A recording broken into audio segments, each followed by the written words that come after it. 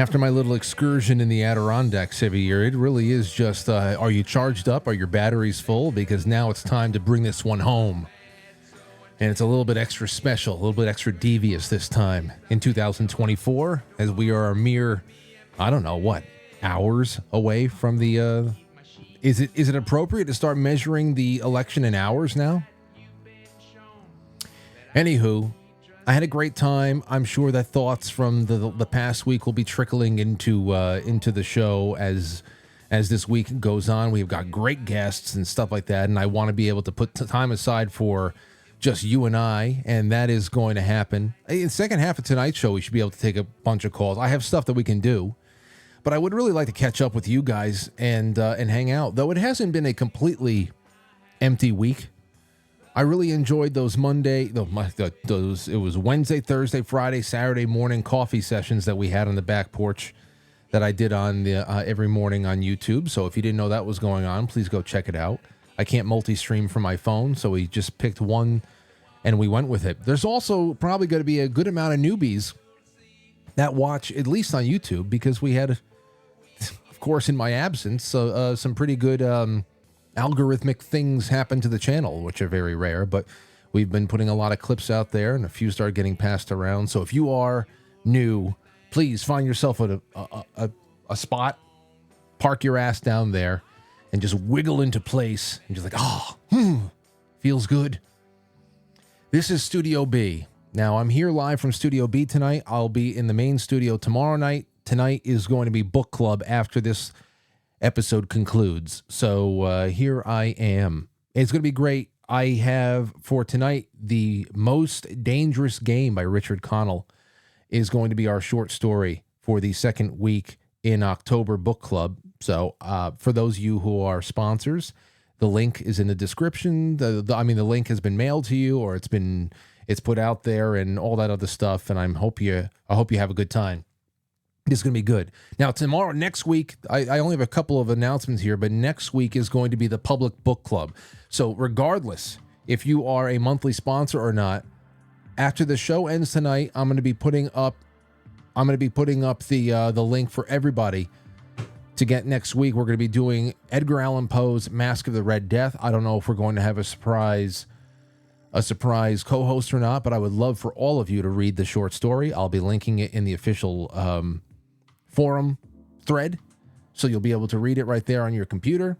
Then we all get together and we have a fun time, and you get to be a part of the live experience. It's going to be great. And if I don't have a co-host, that just means I get to start taking calls. I'll be taking calls tonight because I will be on my own, by my lonesome, as we do Most Dangerous Game, which is a spooky, I'm telling you, The Swimmer last week by John Cheever was spooky. This one's spooky too. And it has all the trappings of what we assume the elites who run the world actually like doing in their free time. Okay? Not necessarily cannibalism, didn't go that far. Then again, it's only a short story. Who knows what the real story was in this little snippet, but it's good. So read it on your own. I'll be making these public in a couple of weeks down the line. Another announcement is that I understand that the podcast on Apple, you can get this in podcast form, on Apple, iTunes, and Spotify have been getting messed up.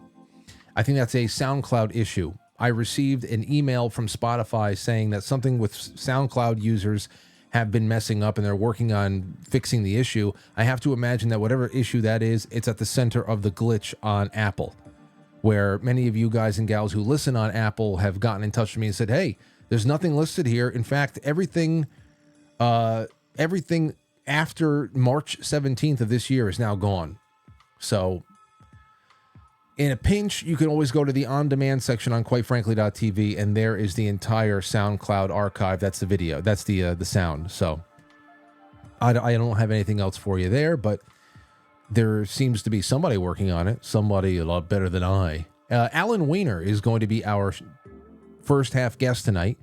He is a co-founder of WBCQ Radio that I believe is broadcasting out of Maine, though Allan is in Florida. I want to learn all about that. This is shortwave radio. And whereas I wanted to bring him on because I'm interested in the technology and I like discussing things of that sort, In the weeks since I booked him, many things have happened that have made this even more of a relevant conversation. From George Soros buying up 200 plus radio stations plus podcast networks and all that stuff.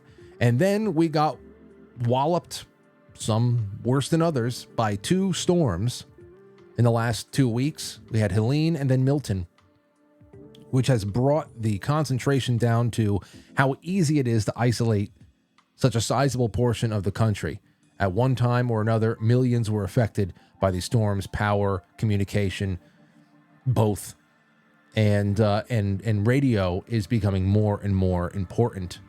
Tomorrow we'll have Tony Merkel on the show. That'll be great. Tony Merkel from the Confessionals. I want to talk to him about Anton LaVey.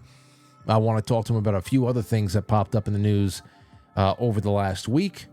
BX Investigates will be on with us on Wednesday night to talk about the darkest corner of the web.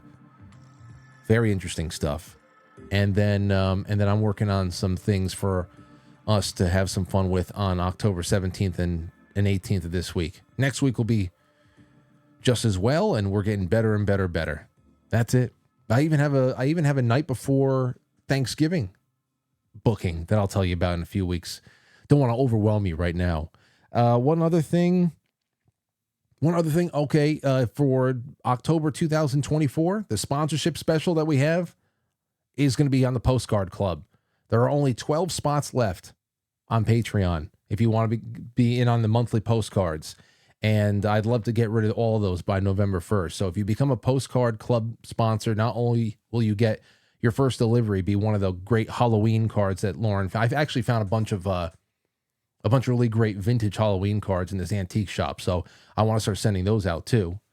But you're also going to receive a cocogram from Yes Cacao, botanical chocolates and all that. And then you'll get 3 chocolate coins shipped out to you. Subido. So it's the best time of year to get a postcard sponsorship anyway, because I love all the holiday cards. That's all I got. That's all I got. And I hope that you've been enjoying the October newsletter. That's been a wonderful thing too. What do we have in the news? Oh, I don't know. Let's see. Did I put this up here? I did. Window capture. Headline from the New York Post. Hungry husband considers divorce from wife who can't cook. Has literally effed up macaroni and cheese. Oh my gosh. You know, we work so hard to come home and have the macaroni and cheese all effed up. You got to be kidding me. This relationship is on the chopping block. There are plenty of icks or unattractive qualities that could turn off a partner, but one in particular has become a point of contention, is cooking. As some celebrities reveal, they rarely cook dinner for their families, from Kim Kardashian to Brittany Mahomes. One Redditor shared his culinary quandary online after admitting his wife, 31 years old, is so deeply useless in the kitchen, he wonders if she's doing it on purpose. You used up all the glue on purpose. Overall, things are great, but one thing that's been bugging me is that my wife doesn't know how to cook at all. A 28-year-old man wrote on the popular Reddit forum, "Am I the a-hole? Is he the a-hole?" You say, well, he could tell her instead of just an anonymous post. You know, sometimes that's all people have to vent. Who's he supposed to tell? Sometimes you don't want to hurt people's feelings, but it does still bother you. Don't you have things like that? Call into the show tonight. Tell me something you've never told anybody before. Also, state your name and location. I've always been the one to handle meals, which I was fine with in the beginning because I enjoy cooking, he says. Now, however, he said it's become a burden. He's forced to prepare a meal after a long day of work while his wife lounges around the house. Despite his best attempts to teach her how to cook, she really is bad at it. You know, it's one thing to be bad. It's another thing to just lounge around the house while you come home to start cooking after you've been working all day. I think the lounging would get me a little irked too after a while, you know. But what do you think? This is a touchy subject. I know that everybody does things differently. Some houses the guys like cooking more, and the wives like, you know, mowing the lawn. I know that things get changed around, swapped a bit. You let me know. What's real for you? Email me. But for those of you who are watching live, you know that this was a big damn mess. Welcome. Welcome again to Studio B as we kick off the night. I was in the middle of my opening, getting ready for tonight's guest, Allan Weiner. And we're going to be talking a little bit about shortwave radio in the first half. He's actually showing up right now. Boy, this is a mess. Real big mess. I needed that 25 minutes. I really did. But it's 7:24 now, so let's get this one started off. And then maybe we'll talk about the some of the things I had for the beginning in the end. Don't go anywhere. Madam President, today is Tuesday and time for the flag salute. Mr. De Leon, can you please lead us in the Pledge of Allegiance this morning? Thank you very much, Madam President. It'd be an honor. I pledge allegiance to the flag of the United States of America.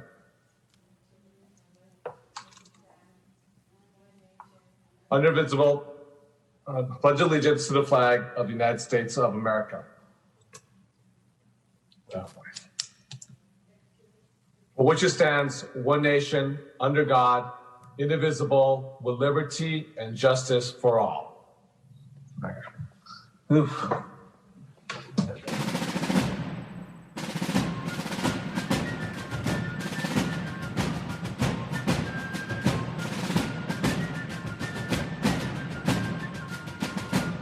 You let one ant stand up to us, then they all might stand up. Those puny little ants outnumber us 100 to 1. And if they ever figure that out, there goes our way of life. It's not about food. It's about keeping those ants in line. That's why we're going back. Does anybody else want to stay? Let's ride!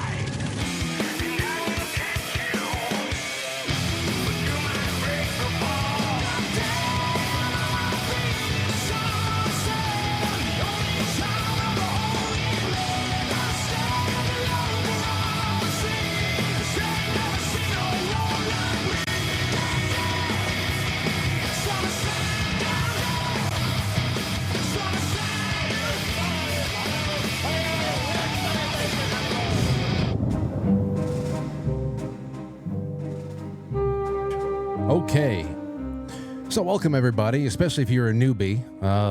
There should be maybe a few new people checking out the show after all the algorithmic blessings we got while I was away in the mountains. Part of what I wanted to talk about in the beginning was that plant, that really salty twat, Kamala Harris, what she had to say about Indigenous Peoples Day, as Matt would call it, indigenous. It's always Western Civilization Appreciation Night, and quite frankly, as you all well know, the civilization from which nearly every significant technological advancement, breakthrough, and creature comfort was born. And tonight, in the first half, we will be talking about one of those technologies, radio. Radio, very, very important stuff. And even though some people were mistakenly under the impression that it was an obsolete dinosaur technology that needs to be just forgotten and surrendered and all that stuff. And then all of a sudden, we started getting walloped with storms. And of course, we started seeing people who, very important whether you like them or not, to track what they're doing, gobbling them all up. There's a lot going on. And when it comes to the internet, when it comes to digital communication, yes, it's vitally important. But there's so many ways that communication can be shut off, and even undetectable ways, echo chambers that are formed, very, very subtle ways where you think that you're making an impact, but you're really just becoming a big fish in a very small bowl. And that's where we're at right now. I want to read something to you before we bring Allan Weiner on. This is from Appalachian Americans. They said, we are going to have to redesign the national and local emergency broadcast system. People may say, use Starlink. It's too expensive for me personally, but still, you could only reach people outside of the area with cell service or any other Starlink customers in your area. You know what I want to do? I'm going to bring Allan on. Now, here's the big thing about WBCQ, the planet. It's an international shortwave broadcast station located in Monticello, Maine. That's up there. But Allan is down in Florida, and I want to bring him on. I found him recently, and he's a very intriguing character. And here he... Oh, hold on. 1 second. We got him on. It's Allan, and it is Angela. Do I have you both? Do you hear me? All right. Allan and Angela, you hear me? Yes, we hear you fine. Hey, welcome to the show. It's good to have you both on. Yeah, Oh, well, you. it's good to be with you. Oh, it's good great. to talk anytime. It's, and I gotta get Angela up on there too. I didn't know you guys were going to be both on, but of course you co-founded WBCQ, and Yes. I can't wait to talk with you guys, because when I found you, radio is something I always really loved. After a while, it started becoming clear to me that it would be a lot easier to just bring a radio type show to the internet than try to break in on some kind of AM, FM thing, and in an age where it's not really very welcome. But I love the technology. So when I got you guys on, I said, this is going to be interesting as it is. And now we were in a situation here where, there's pretty big things that have happened that are very relevant to the importance of the technology, but both acts of God, which you guys just lived through as well, and there's other things going on politically. But let's start from the beginning. Tell us about WBCQ's founding, because your website says that it's been in business since 1998.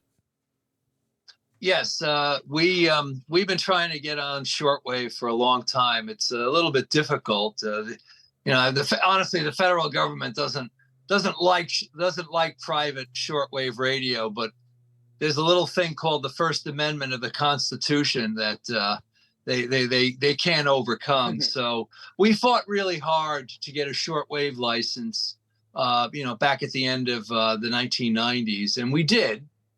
And mainly, we wanted to get on shortwave to give people a free speech radio voice throughout the world, so they could say or play whatever they want to a shortwave audience. Shortwave radio is very, very old. It's been around since the late 1920s, basically along with the birth of broadcasting. And one transmitter can reach many, many, many, many people, millions, billions of people throughout the world. It's generally hard to jam it.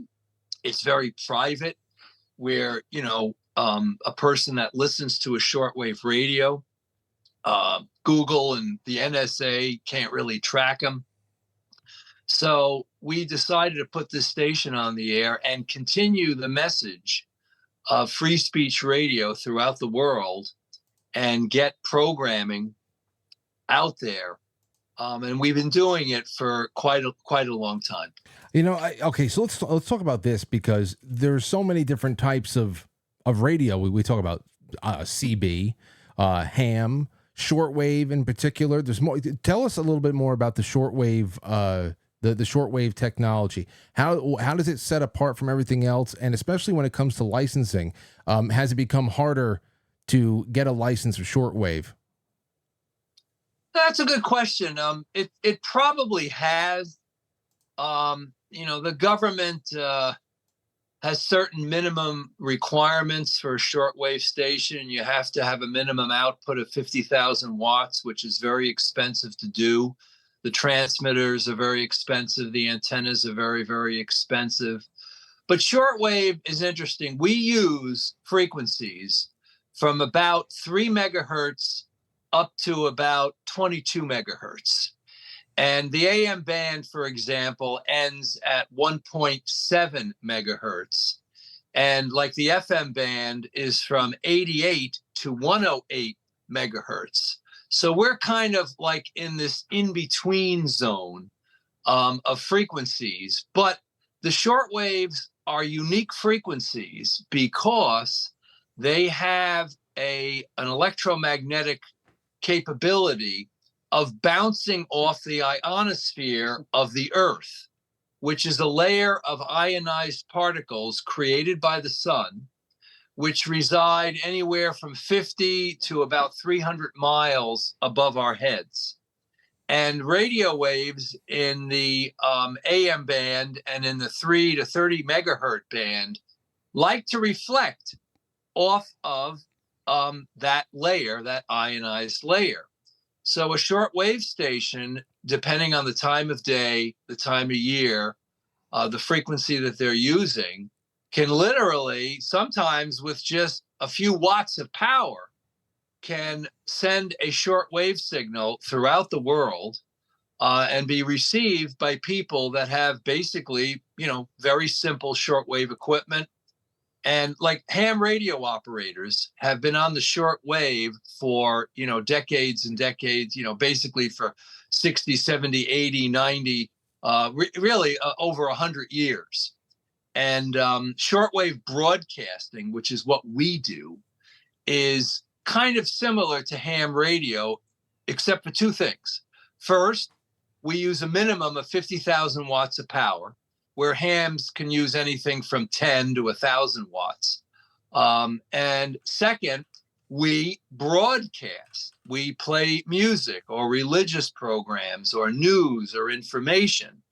And that's the unique nature of the shortwaves. But the shortwave broadcasting has been with us for a very, very, very long time. And it's a very effective way of reaching great amounts of population throughout the world. Yeah. And as Angela, for fancy AM radio. I'll tell you, Angela, I find AM very, very romantic. I love the sound. I just think it's a perfect companion, and to be able to understand it, it's just so important. Now, when you say with a minimum amount of power to be able to bounce that signal around the world and to be able to pick it up with basic equipment as well, it almost sounds almost unbelievable, because you think about how broadcasts from top of the Empire State Building over here in the in New York, you start losing them. You start losing them on top of that damn thing. You just go a little bit deeper into Connecticut, and you lose anything that's on the top of one of the most renowned skyscrapers in the world. And now you're talking about bouncing this thing around the planet. It almost sounds unbelievable. When you say basic equipment, what would anybody at home need to be able to start listening to what's going on in the shortwave? Basically, you just need a shortwave radio. Go on eBay and type in shortwave radio. You'll get like probably 100,000 hits. And you can buy a $10 shortwave unless radio. he's actually bought them all already. Yeah. Oh yeah. Oh, I have to imagine you guys are just all types of apocalypse planning over there for this. We collect lots of weird and crazy things, but no, you can buy a $10 shortwave radio that'll pick up stations. You could buy a $10,000 shortwave radio made by ICOM or Sony that'll pick up everything possible on the bands. And people have been, and the beautiful thing about shortwave is it's very backward compatible. You can buy a 1930s Philco AM shortwave radio, from the golden days of radio, restore that radio and pick up our radio stations on it. So the equipment can be very simple or very complicated. Generally, a shortwave radio has a whip antenna that you extend out, similar to like an AM FM radio. Rabbit ears. Well, they're really rabbit ears. But I mean, the principle's the same. It's an antenna, and you can pick up stations from all over the world. People have been doing this since the beginning of radio, and they still do. It's a hobby for some. For some in countries that limit broadband, limit internet access, it's a lifeline, and it's still a lifeline in many countries throughout the world. And for short money, anybody can buy airtime. Yeah. You can't go to your local FM station and say, hey, I just want to talk for an hour. Right. No, I know. Absolutely. We'll give you a voice for an hour for a fee. Sure. Yeah. So, but it's what was so intriguing about finding you guys is that you live primarily in Florida, correct? We reside mostly in Florida. Yes. But the station is in Maine. Yes. Well, we're both from the north. I mean, I'm from Maine. Angela's from New Brunswick, which is just right across the street from us, literally in Maine.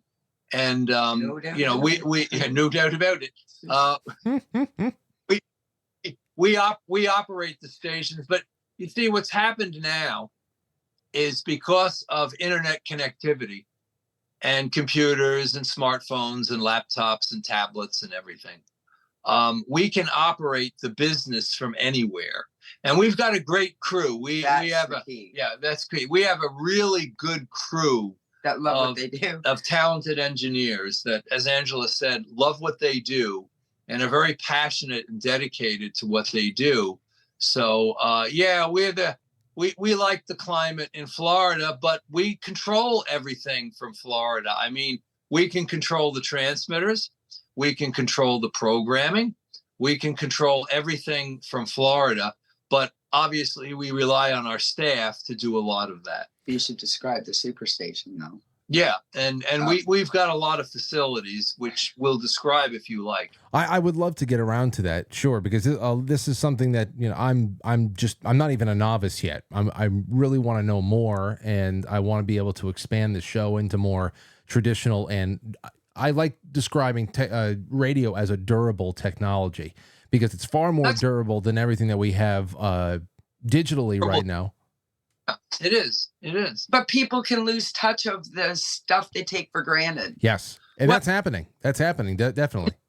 And being eliminated in cars. Come on. Although you can't listen to it, if you want to be a person to listen to the static and still listen to your AM, you should have that right. So if you were to get a used, like an old, maybe $30 Radio Shack shortwave radio that you just keep in your home, it's a small little unit. On a good night, depending on what the conditions are, if somebody in Missouri tuned to one of WBCQ's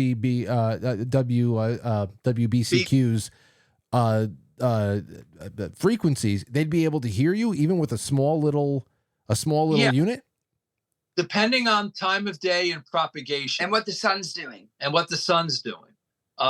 you know, shortwave isn't all the time. Most of the time it is, but it varies from day to day and time to time. That's the nature of it. You know, it's interesting. We just went through something, didn't we? There recently, we didn't even do a show. Oh, a solar flare. Yeah, there was a major solar flare about a week or so ago, which kind of knocked propagation out for a day or so. But let me give you an example of something about shortwave and AM and even FM radio. We're in Florida, and we just went through Hurricane Milton the monster. And it was bad where we are here in Central Florida. Internet was knocked out for days. Power was knocked out for days. But we had our AM shortwave radio, so we were able to stay connected, as an example of the robust technology. Well, talk about that a little bit more, because this is why more, and I love it. I want to read something to you guys in just a second. But when I had brought you on, like I said before, it's just out of my own interest in the subject, in the technology, wanting to understand how it works and getting into it myself. I just bought myself one of those $25 Baofangs, you know, those these little things over here, just to be able to play around with it. I understand that I shouldn't key up because I need a license, but little things I'm just trying at this point. But you know, we just had the news maybe about a week after I booked you guys about George Soros buying over 200 stations and whatever, and people said, "Oh, who cares?" I saw a lot of people say that they were like blasé about it. I said, "Oh, no, you better start caring." Because, okay, because then 2 weeks after that, it was the 1-2 punch with Helene and Milton that left like millions with compromised communication.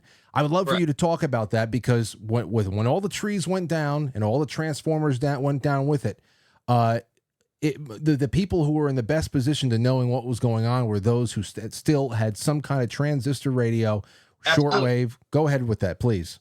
Well, same thing with us. Milton came in on Wednesday night, Thursday morning, knocked down trees. We had a mini tornado literally down the road from our home, and it knocked everything out. Power was out for days. Internet gone. You know, and the cell phone service was like terrible. A lot of the times it didn't work, but we have several regular portable transistor radios. So the next day, Thursday morning, when we were picking up the pieces, we couldn't get out of our house for about half of the day because we had trees across the road. But we tuned in our AM radio to the local AM, powerful stations in the Orlando area, WFLA and WDBO. And luckily they have backup generators, and they were at the transmitter site. And, they were on satellite phones and satellite internet, and they were filling us in and what was going on and, news and information, where to get help, where to get water, where to check for this, where to check for that. And it was our, little $20 transistor radio that we have, scattered around this place that did it. Because really, when you have a disaster, the first thing that goes is the internet. First thing. Absolutely. And the power goes. And then, what do you do? How do you know what's going on? So we had our transistor and shortwave radios. I was able to listen to our stations up in Maine, make sure that they're on the air, listen to other shortwaves, other shortwave stations reporting on the hurricane and the news and information at the top of the hour. So your transistor radio, as exemplified just days ago, becomes your information lifeline in a disaster. Yep. As you pointed out, it's a robust technology that still works very well. Agreed? Very well, yes. Agreed. I want to read you something because this was, let me see, where the heck is it? Hold on. Oh, there you go. And I'll put you up on the screen with me. This is from Appalachian Americans. It's from a couple days ago. We're going to have to redesign the national and local emergency broadcast system, they say. People say use Starlink. First, it's too expensive for me personally, but still, you could only reach people outside the area with cell service or only other Starlink customers in your area. It doesn't help to get information out or to check on those who don't have cell service or power. When we lost cell service, even 911 didn't work. I tried it, and that was scary. We have an emergency battery-powered radio and could get NOAA, which was helpful. I knew the river was cresting east of me at 24 feet, but the NOAA wasn't set up to give road conditions. Here in VA, you can use Virginia 511 for road conditions, but no internet, no power, no cell, so it was useless. In the old days, we used to be able to tune into local radio and television on AM by battery-powered radio, and they would give you info. All the local, all the local stations during the storm were offline. None of them worked because none seems to have emergency power. We could pick up outside of our area stations on our emergency radio, but none of them were covering anything in our area. When I was growing up, we had a man that was a ham radio operator in the neighborhood, and he would be there when we would get a call for help as well. He would get a call for help out there. It occurred to me how bad our emergency broadcast system and communication system has gotten over the years through this. She got the alert to get higher ground on October 4th when her cell started working again, and that is bad. So, I mean, there's so much here. As for immediate help, the rule is to prepare to have food for 72 to 96 hours in a disaster. That should sink in. Because there's really nobody else. There's nobody coming. I mean, there's a lot of people who were left they weren't found ever. Yeah. Well, we were in the dark for days, and as I said, here the two most powerful AM local stations in the Orlando area, they were on the air, providing a lot of good needed information. Crews were out, connecting up power. Crews were out, moving trees and debris. So it worked. It was, for a few days, it was a lifeline for us. Yeah. And again, it's that robust technology. And I agree, we've kind of dismantled some of it. And some of it. Let me comment on George Soros. Look, George Soros is, trying to change the face of radio. And if he's going to do it by limiting free speech and changing that, then it's basically going to become another propaganda arm and a bunch of garbage. And it'll be him against Elon. Yeah, right. So if he's doing it as a business thing, where he's going to leave the stations alone and let them program what they want or what the people want, then good for that. But don't hold your breath. I'm not. I'm not. Well, so let me ask you this: what are the biggest restrictions with shortwave radio? I mean, I understand that it doesn't take much to go out and get yourself a unit and be able to listen to what the heck is going on. But as far as what you guys do in putting a message out there, how easy is it for people to do that? To what? To go out and get a radio? No. To put it to broadcast a message. It's not. I understand to receive and to listen is nothing. But what are the biggest restrictions as far as broadcasting in shortwave? There's really none. Oh, getting on WBCQ is easy, But getting your own would be. you know. But getting your own, obviously. What, on station? Let's okay. Put us in your shoes. Put us in your shoes as station managers. What are the biggest restrictions in what you do? You really can. There are no FCC. Okay. I hear what you're saying. Yeah. All right. Shortwave is very unique because we are designed to broadcast internationally, to be received by international audiences. Now, obviously, anybody with a radio in our home country, the United States, can listen. So we're in kind of a unique situation. Plus, we have decided to be a free speech radio station. So we do not censor any of our programmers. And therefore, some of our programmers are very opinionated. And lucky they don't have a sock in their mouth. And they are robust on the air. But we have been doing it for a long, long period of time. And we have stated it on our website and we have stated it on the air. And yeah, we've gotten phone calls from the federales at times because some of our programs get very passionate about what they talk about. And I have had to remind many of them that this is a free speech radio station operating under the First Amendment of the Constitution of the United States.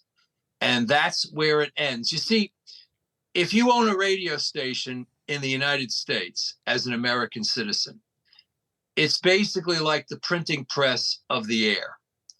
We can choose to limit who we've put on the air because it's our radio station.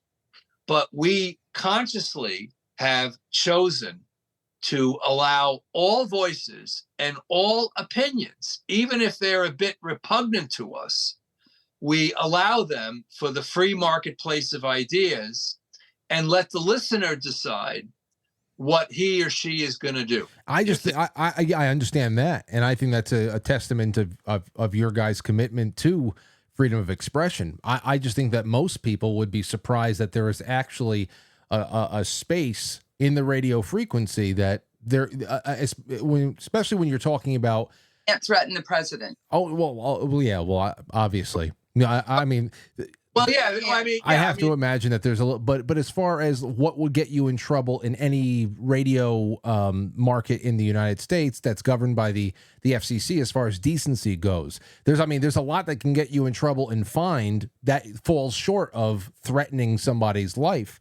That you say is fair game. Well, shortwave is very unique, Frank. Let me explain. We are licensed to broadcast to other countries.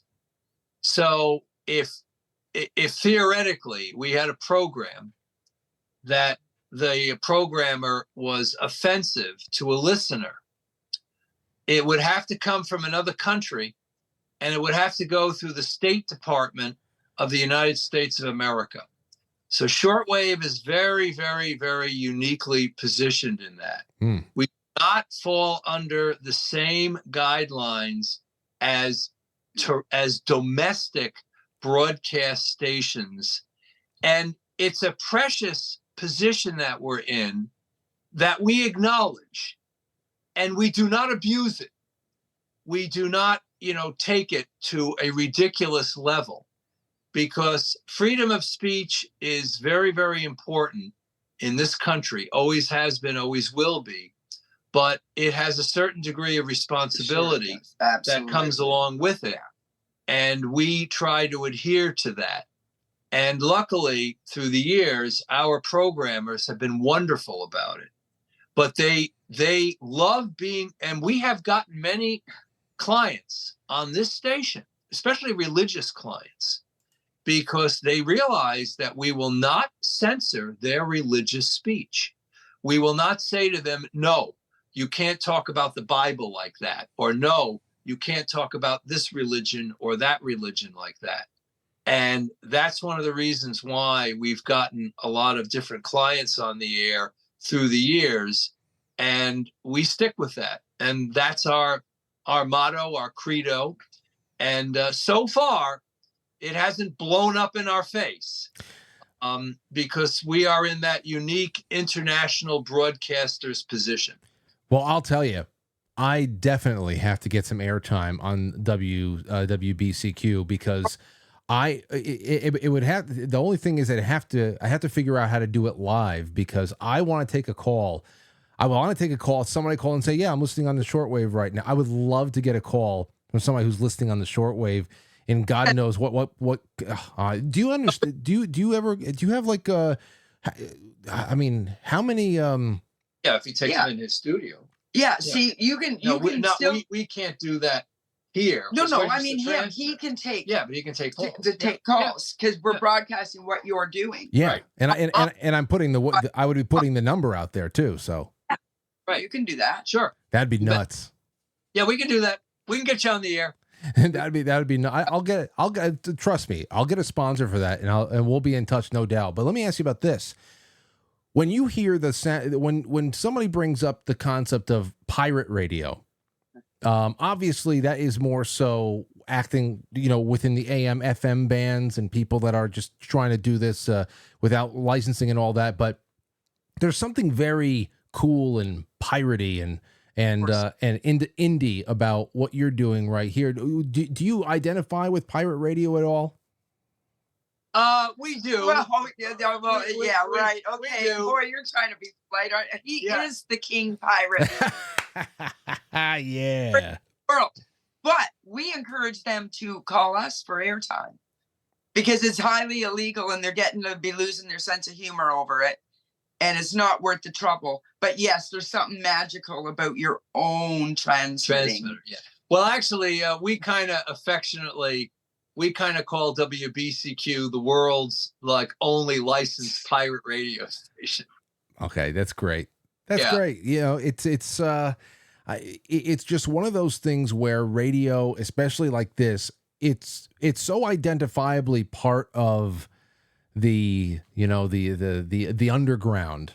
It can be so underground. College radio stations, pirate radio stations. I mean, falls right in that category of passing out pamphlets and all that other stuff at gun shows and flea markets and conspiracy theory groups and this and that. It is just such a classic alternative form of communication. I love the idea of it. I really do. And it's great to learn about this, to know that it's out there. Have you any way to track your listenership? Because I have to imagine that there's going to be more and more people that are being becoming disenchanted with the way that even the internet is acting as far as censorship, and that this would be a human voice is so much more amazing to latch onto than anything that you can find on Twitter. You don't even know if they're human anymore. So do you know how the growth is? It has to be starting to go in positive direction. Well, we get a lot of reception reports, both via email and written. People write us letters. Sit down and actually write to us. Yeah, from all over the world. There are no surveys, even though the BBC, which is still a big shortwave broadcaster, they figure that at any one time there are, probably 500 million shortwave radios out there in some state of either on or off. So, as I said, there are no real rating service or anything for shortwave, but we can tell, people call us, people email us, and people write us letters. Boy, what a concept. who the heck writes letters anymore? Our listeners do. You know, and that's how we tell who's listening. That's how personal. Yeah, every time a transmitter is on the air, we're getting people to tune in and comment on us, and we love doing it. And and I got somebody that wrote into me just about how accessible this is, because hey, I've had pipe dreams about getting this show on some kind of a makeshift radio hopper system. Like I know the FCC allows like maybe less than a mile that you can broadcast with some of these at home. These home kits that you could put out there. They're usually what churches and small schools use. And I started devices. That's what they're called.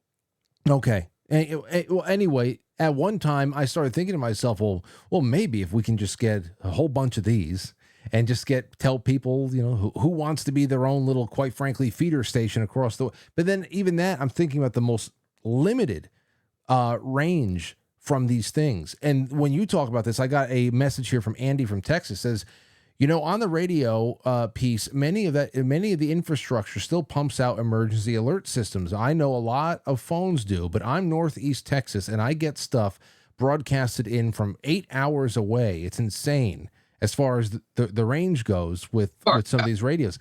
It's just that's what I can't get over with your operation. That's just incredible to hear that.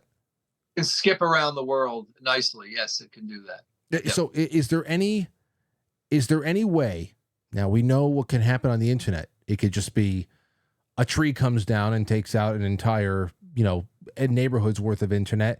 There can be a cyber attack. There can be just a tyrannical act of government censorship. And then there's all the subtle little ways that we are censored by just being cordoned off algorithmically, put into little echo chambers, shadow banned, as they say.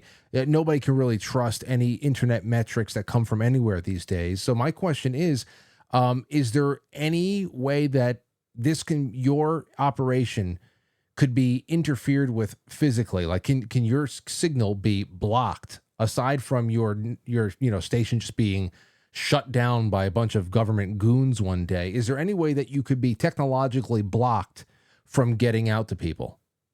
Okay.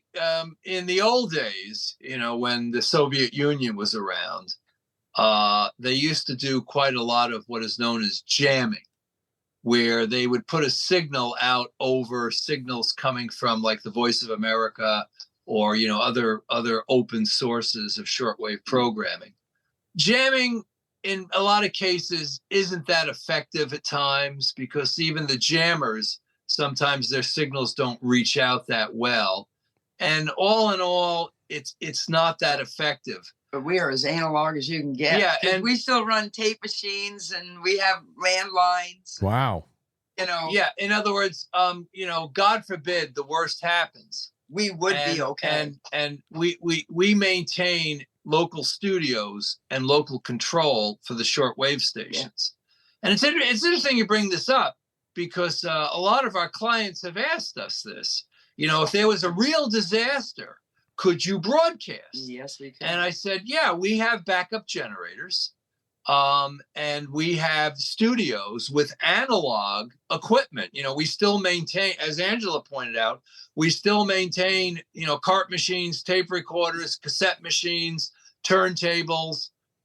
We could still stay on the air for an indefinite period of time if there was, some kind of world or nationwide disaster, and keep broadcasting to people. And as long as they had a battery-powered shortwave radio, they'd stay connected. It really is a big trump card if you think about it. And I know you guys do a lot, but it's just so important. Everything that we invest our current situation in is whether or not we can publish a tweet or get a blog post up or start a stream from our phone. But whereas it is a miraculous situation technologically that we're living with right now, that we have put so much of our day-to-day lives and routines in, invested all that into it, and sometimes not even by choice. It's almost like if you're not connected, you're going to be screwed, like banking and everything else. Yes. But at the same time, it is such a fragile facade. It's so fragile. I mean, it's a house. It's usually the first to go down. Absolutely. So, I mean, and then now people can't buy their groceries, can't buy their goods, can't do anything because they've got no internet. Yeah, no internet. I miss the days of the old mechanical cash But register. if you were going to do your show and the internet was down everywhere, you could just phone into the station, you get patched in, and you just do it live. Yeah. So, do you guys have other friends? I mean, over the years of doing this, you've been doing this since the late '90s, and I'm sure that the your love for the technology was bubbling before then. But over the years of doing this, have you made friends with other station owners and other people all over the country who have the same kind of operation? I can't imagine you're the only ones. No. RMI comes Well, to mind. Jeff and his family. Yeah, WRMI, which is in South Florida around the Okeechobee area. They're good friends, and they do a fantastic job. WWCR in Nashville, Tennessee, they've been on the air for 20, 30 years, and they lease airtime out, mostly a lot of religious programming, and they do a great job. And yeah, we all get along.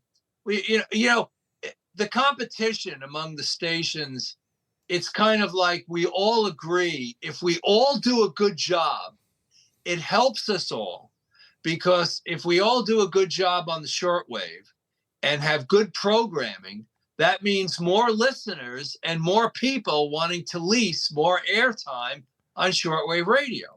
So, the camaraderie is actually pretty decent in this business. That's great. I have to imagine if there's some world-changing event too, you can coordinate with other station managers to do syndication and simulcasting, and it creates so many maybe voluntary ways to just coordinate in spontaneously during emergency situations. It just seems like there's so much power in the hands of citizens. That is the most attractive thing about this, is that it allows people to be, to let their ingenuity and their common sense go out there and create something special, even though the popular culture has really taken a lot of people into another direction. I think that this is such a perfect time to get reacquainted with all of this kind of an operation. Well, and I'll tell you something else. We have a lot of fun doing this.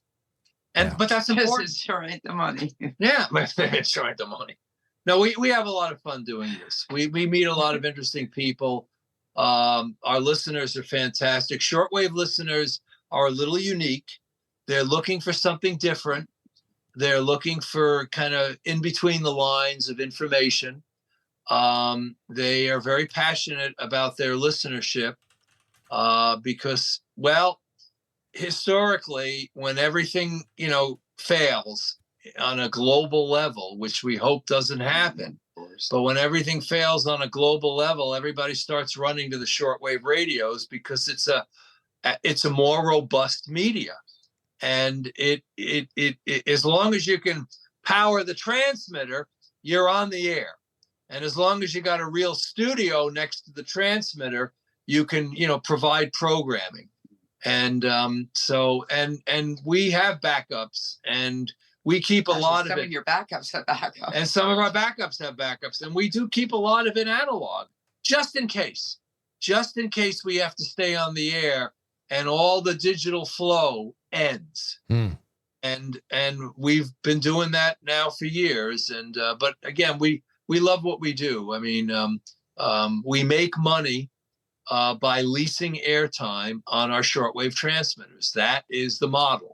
Yeah, And but the price you'll sell it to you is still pretty much the same. Yeah, the price is pretty much the same as it was when we signed on the air, because money's tight. Money's tight. So we try to run the operation as efficiently as we possibly can. Well, for you to be hanging around and doing this for so long, it's obviously something that we need, and I'm glad that you guys have survived this long, because it gave me some time to find you. And before we leave, why don't you let everybody know, is there because I'm on Amazon right now looking at portable shortwave radio, battery powered things that are as cheap as $10. What is a really good thing for people to maybe a unit that people could buy that could really they can have a good experience with, that's not too expensive, and they can say that they have one? Fine. Anything made by Sengean. If someone's on a limited budget, they could buy an old Radio Shack DX396. ICOM makes fantastic shortwave receivers on the high end. China builds about 10,000 shortwave radios for the shortwave market every single day. And that might be a low figure. So really, all you do is go to Amazon, eBay, SD, any of them, type in shortwave radio, and it really depends on what your purse is, how much money you want to spend. I would recommend that you get something that at least has full digital tuning, where you can just put in the frequencies. Like our frequencies are 7490, 9330, 5130, and 6160. Those are 265. Yeah. And 3265. We don't really use that too much, but those are some of our frequencies. So a digitally tuned radio makes it easier, especially for a beginner, someone that's getting onto knobs. Yeah. Well, if you've got a little bit of electronics finesse to you, you can buy an old Holocrafters or an old Hammerlund or RCA or Philco or Zenith AM shortwave radio that were very popular during the 1930s and 1940s. You can restore that and hook up an antenna to it and listen to shortwave stations from all over the world. So it's easy to join the Shortwave Listeners Club. Yes, that's what I'm gathering, and it's really, really exciting to think about. And I'll be there with you shortly. Hey, well, listen, Allan and Angela, I hope this is the first time of many appearances on the show, because I'd love to check in on what you're doing, especially breakthroughs, all that stuff, and hopefully we can get, quite frankly, some time on there sometime soon as well, or at least in the new year. Look at John, you bet. Yeah. All right. Well, okay. So in the meantime, why don't since we're getting off the air right now, why don't you let everybody know all the best places to find you, Allan? I know that you're very active on Twitter. That's where I found you there. And but other than that, what's the most important things you want people to know as we leave? WBCQ.com. WBCQ.com. That's the best place. There's pictures, there's information, there's links. There it is. That's the best place to find out information about us. Wonderful. WBCQ.com. We got phone numbers there. Yeah, real working phone numbers too. We got mailing addresses and links and all kinds of stuff to the archives, so you can listen to some of the programs. There's a little bit of instructions on how you can do a show and get on the air. So it's WBCQ.com. Do you guys have your own show? I mean, you have a. We're on for every Eastern time. We're on every Friday night from 8 p.m. to 9 p.m. Eastern time on 7490 and 5130 kilohertz on the shortwave band. And we also stream at WBCQ.com. Okay. You go to the site and click on listen, and you can listen to us on your computer or your phone or your device or whatever. You bet. You see, I now have another question for you. But like when you say, hey, find me 5130 hertz, is that something where you are assigned that frequency, and is that part of the licensing process, or is this okay? Yes, we apply for a frequency, and then we get it, and we stick with them. As I said, our two, we have three. Well, we have four main frequencies: 9330, 7490, 6160, and 5130. Those are our main operating frequencies. They're on most of the time, some not quite 24/7, but 7490 is on the air now, 9330 is on the air now, 6160 is on the air now. And 9330 and 6160 are on 24/7. 7490 is on from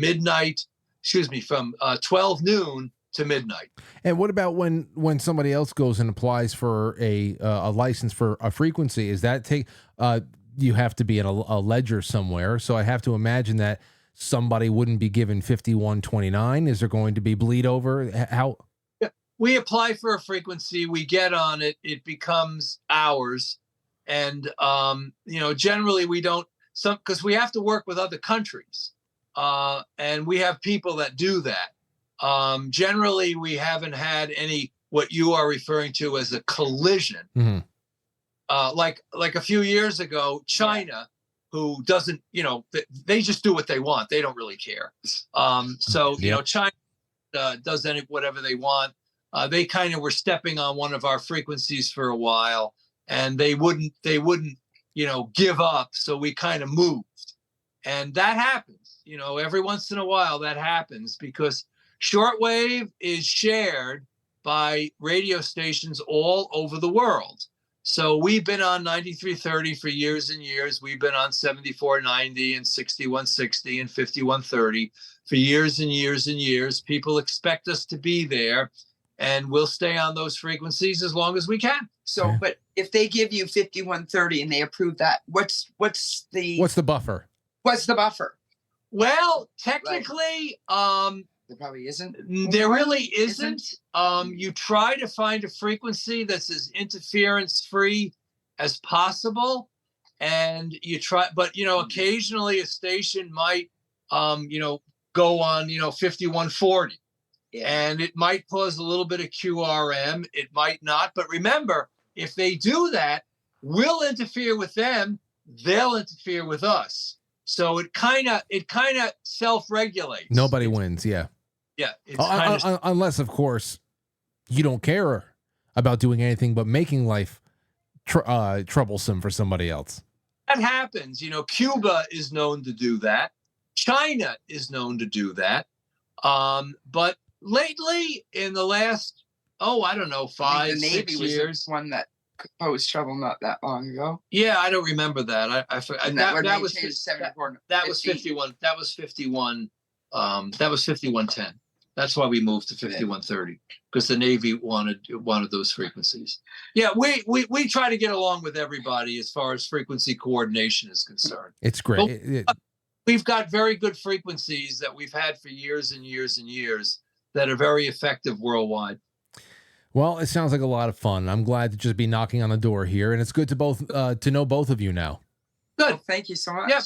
Okay. Well, listen, Allan, Angela, thank you. WBCQ.com. I can't wait to have you back on, and I'm sure we will be in touch. All right. Blessings to you and your viewers and audience. And remember, it's free speech radio. There you go. Absolutely. Thank you guys so much. Take care. Yeah. Take care. Yeah. Good night. All right. Good night.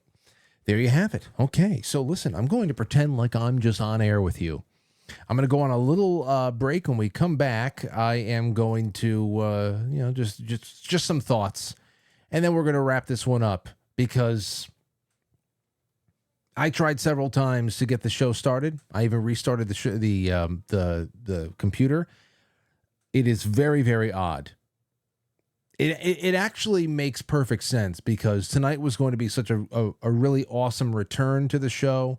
I know that there was going to be tons of new people watching because of the kind of success we had growing the YouTube channel over the last week. So it makes total sense that my return would be in some way, I don't know, made less. But here we are. I'm recording locally. The only thing I got to figure out is what I'm going to do with book club. I may have to push this thing back, because if I can't do this, then what the hell am I going to do? All right. Let me see. Going on a really quick break, and when we come back, I talk to you guys and gals for a little bit more. So don't go anywhere. I want to thank my wonderful and very necessary sponsors, Blue Monster Prep. Go to bluemonsterprep.com to look into everything you may need, from communication to emergency food, water, first aid kits, flood, lighting, PPE, sanitation, security, shelter and sleeping, solar, survival kits. Make sure that you are ready for anything. So bluemonsterprep.com. You got to go check them out. It's intermission time, folks. Time out to press the like button. Thank you. Welcome to intermission. Yeah,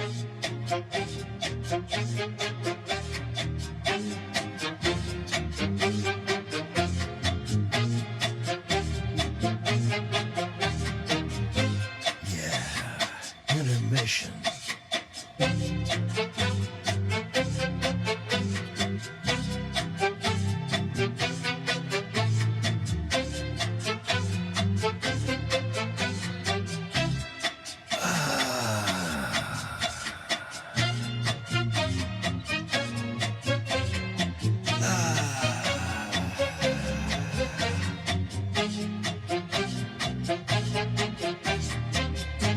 You are now entering, quite frankly.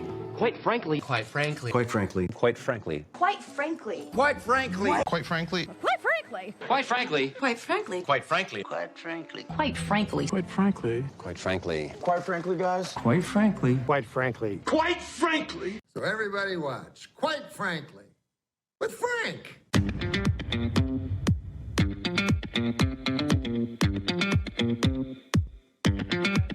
Quite frankly.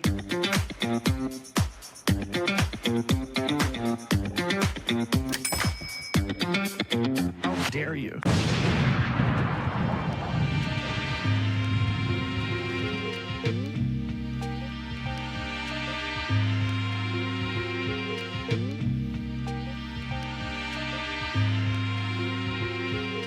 All right. Well, welcome back. And, that was a wonderful, wonderful interview I just did. It's all recorded, so people will see it eventually. I just pressed launch again to see if it connects to anything, but I don't expect it to. You know what I really had over the weekend? I had the realization that I am totally spoiled by the Quite Frankly Elevation Blend coffee. Totally spoiled. I brought 2 bags of ground to the Adirondacks, and we ran out on Friday night. I should have brought 3 bags because Saturday was a mess. Everything tasted like trash in comparison. Trash, and I'm talking about coffee blends that I used to really like. Whenever we would go up into wherever the mountains, we go to a Tops or something to go buy some food. We'd always get a couple of bags of New England coffee, whatever the hell it's called, the breakfast blend. It used to be very scrumptious. Now it tastes like trash. I don't know. There you go. One of the low-key reasons I love going up into the Adirondacks every October is our need for two-way radios. Seriously, it's our need for two-way radios. That's why I like it. Every car, every one of our buddies from friends, families' cars, they all have a radio in it, and you need the radio because once you go rural, as many of you know, especially in the mountain regions, you're going to hit dead zones. You're going to hit dead zones with the cell coverage often.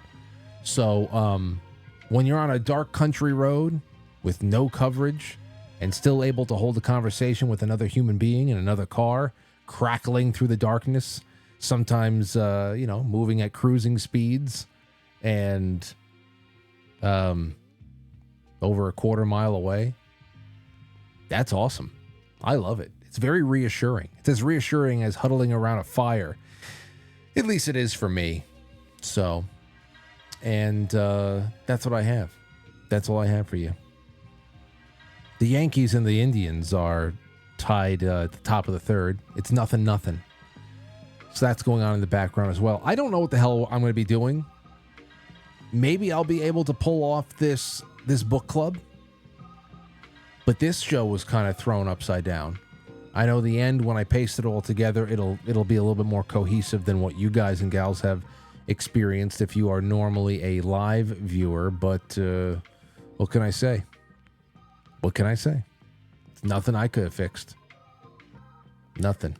Here's some things that came in from the audience. Let's see here. Watch the Hurricane Milton updates from the mountains, Frank. Did you watch them? Oh, yes. That's a question. Yes, I did. And then I got another one from from Jenny.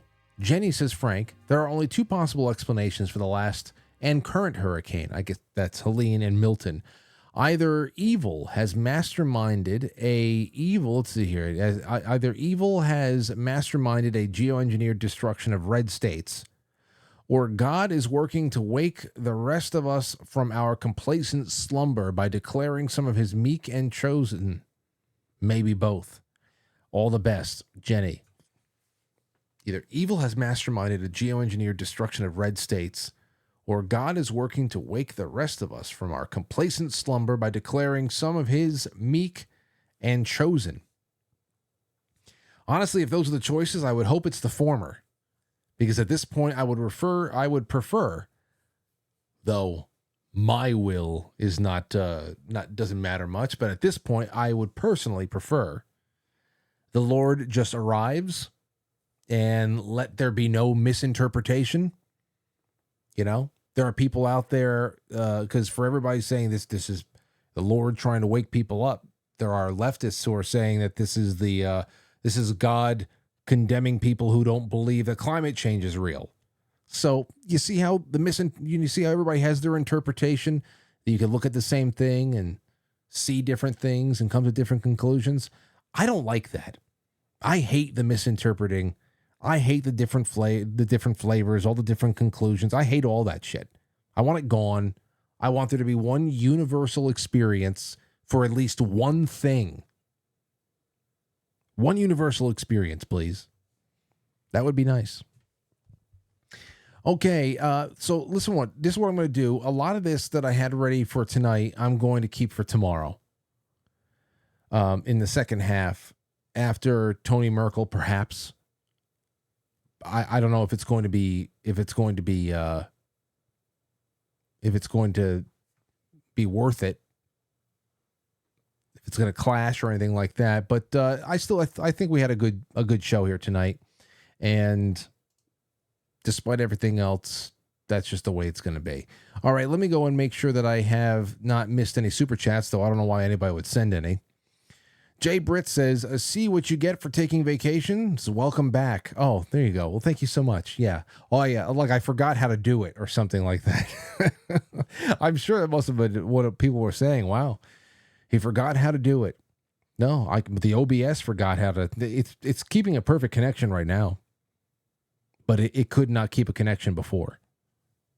So that is just unfortunate because I spent a lot of time working today.